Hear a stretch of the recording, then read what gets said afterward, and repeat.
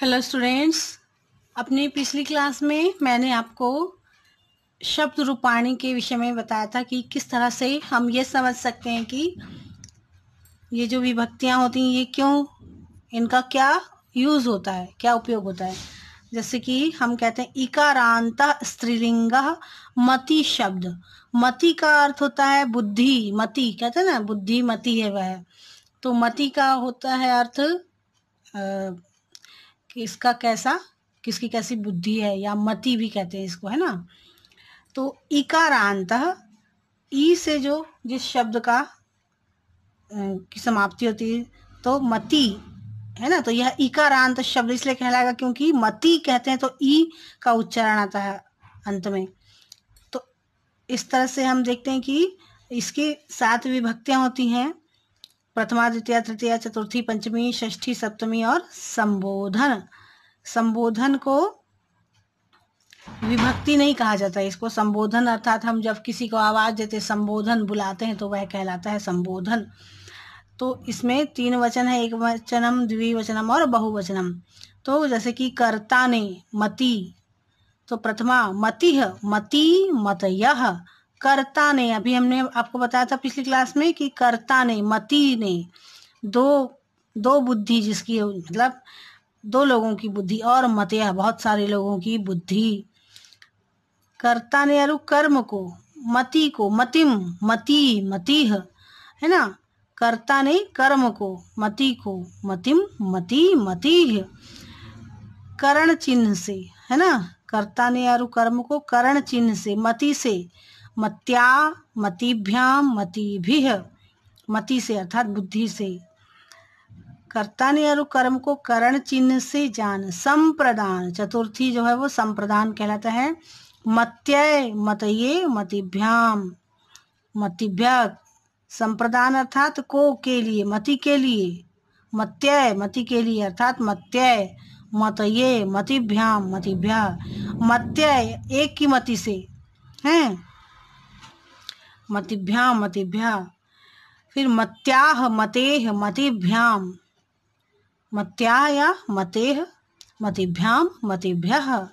फिर षष्ठी मत्याह या मतेह, मत्योह, मतीनाम। फिर सप्तमी मत्याम, मतौ, मत्योह, मतिषु। हे मते, हे मति, हे मतयः। अगर हमने मति स्त्रीलिंग, इकारांत स्त्रीलिंग मति शब्द अगर हमने पढ़ लिया और अगर हमको अच्छे से ये समझ में आ गया, तो हम बुद्धि, गति, रात्रि इत्यादि शब्दों को भी इस तरह से हम बना सकते हैं। जैसे कि बुद्धि, बुद्धि, बुद्धेयः, बुद्धिम, बुद्धि, बुद्धिः, बुद्ध्या, बुद्धिभ्याम, बुद्धिभिः, बुद्धै, बुद्धिभ्याम, बुद्धिभ्यः, बुद्ध्याः, बुद्धिभ्याम, बुद्धिभ्यः, बुद्ध्याः, बुद्ध्योः, बुद्धीनां, बुद्ध्याम, बुद्ध्योः, बुद्धिषु। हे बुधे, हे बुद्धि, हे बुधियः। या फिर गति का भी बना सकते हैं आप, गतिः, गति, गतयः, गतिम, गति, गतिः, गत्या, गतिभ्याम, गतिभिः, गत्यय या गतये, गतिभ्याम, गतिभ्यः। पंचमी गत्याः या गतेः, गतिभ्याम, गतिभ्यः। षष्ठी गत्याः, गतेः या फिर गत्योः, गतीनाम। सप्तमी गत्याम या गतौ, गत्योः, गतिषु। संबोधन हे गते, हे गति, हे गतयः। या फिर रात्रि का भी आप इसी तरह से बना सकते हैं, रात्रिः, रात्रि, रात्रयः, रात्रिम, रात्रि, रात्रिः, रात्रया, रात्रिभ्याम, रात्रिभिः, रात्रय या रातये, रात्रिभ्याम, रात्रिभ्यः, रात्याः, रात्रेः, रात्रिभ्याम, रात्रिभ्यः, रात्याः, रात्रेः, रात्र्योः, रात्रीनां, रात्र्यां, रात्रौ, रात्र्योः, रतिषु।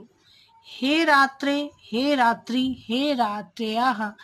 इस तरह से आप इन शब्दों के भी इकारांत स्त्रीलिंग शब्द बना सकते हैं। इकारांत स्त्रीलिंग बुद्धि शब्द, इकारांत स्त्रीलिंग गति शब्द, या इकारांत स्त्रीलिंग रात्रि शब्द इत्यादि शब्दों को भी आप शब्द रूप आप बना सकते हैं। तो आज के लिए इतना ही। अपनी अगली क्लास में हम और भी शब्दों को देखेंगे।